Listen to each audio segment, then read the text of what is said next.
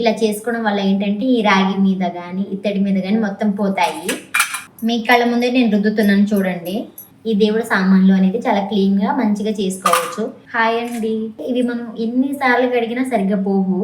ఈ దేవుడి సామాన్లు అనేది చాలా క్లీన్గా మంచిగా చేసుకోవచ్చు. ఆ టిప్ ఏంటి ఇప్పుడు నేను మీకు చూపిస్తానండి. ఇలా చేసుకోవడం వల్ల ఏంటంటే ఈ రాగి మీద కానీ ఇత్తడి మీద కానీ మొత్తం పోతాయి. ఇలా బౌల్ లాంటిది తీసుకున్నాక శనగపిండి తీసుకోవాలండి. నేనైతే ఇక్కడ 2 స్పూన్లు తీసుకున్నాను.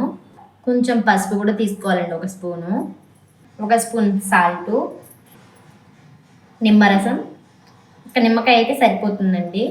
అది కుళ్ళిపోయినా కూడా పర్లేదు, మనకు అనేది బాగా పనిచేస్తుంది. ఇలా మొత్తం వేసుకుని కలిపేసుకున్నాక కొంచెం వాటర్ పోసుకోవాలండి, ఎక్కువగా అవసరం లేదు. కొంచెం పేస్ట్ అయ్యేలా వేసుకుంటే సరిపోతుంది. చూసారు ఇక్కడ నేను ఎలా కలుపుతున్నాను. సేమ్ అలాగే కలుపుకోవాలండి. కొంచెం ఉండలు లేకుండా మంచిగా కలిపేసుకుంటే అన్నీ బాగా మిక్స్ అవుతాయి. ఇలా కొంచెం కలిపేసుకున్నాక ఇంకా మనం వాడే సామాన్లకి కొంచెం అప్లై చేసుకోవాలండి. చూడండి, మీ కళ్ళ ముందే నేను రుద్దుతున్నాను చూడండి. చూసారండి తేడా మీకు కనిపిస్తుంది. నేను ఏ వాటర్తో తడపలేదండి, నేను ఏం చేయలేదు, జస్ట్ ఇలా క్లీన్ చేసుకున్నాను. ఇలా మనం కొంచెం రఫ్ చేసుకున్నాక ఏదైనా క్లాత్ పెట్టి తుడిచేయాలండి. నేను ఇక్కడ క్లీన్ చేశాను, ఇక్కడ చూడండి. దానికి దీనికి డిఫరెన్స్ తెలుస్తుంది కదా. ఇలా మంచిగా రఫ్ చేసుకున్నాం అనుకో ఇంకా మొత్తం పోతాయి. ఇంకా మనం బయట నుంచి కొనుక్కు రావాల్సిన అవసరం కూడా ఉండదండి. జస్ట్ మనం ఇంట్లోనే ఇలా ట్రై చేస్తే సరిపోతుంది. ఇందాక నేను శనగపిండి వేసాను కదండి, దాని బదులు మీరు గోధుమ పిండి కూడా వేసుకోవచ్చు. మనకి ఇంట్లో ఏం అందుబాటులో ఉంటే ఆ పిండి వేసుకోవచ్చు.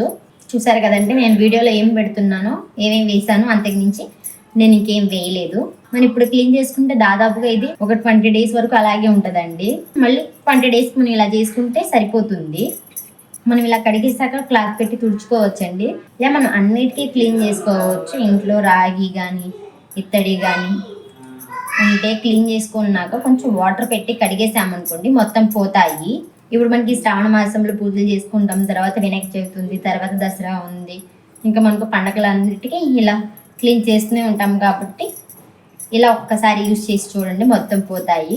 నేను మీకు ఇప్పుడు వాటర్లో కూడా తడిపి చూపిస్తాను ఎలా వచ్చిందనేది.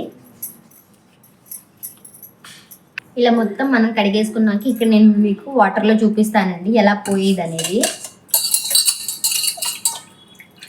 ఎంత నీట్గా వచ్చిందంటే చిన్న మరక కూడా ఏమీ లేదు, మొత్తం పోయింది.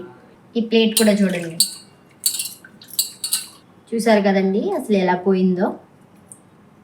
ఇందాక దానికి ఇప్పుడు దానికి ఎంత తేడా ఉందో.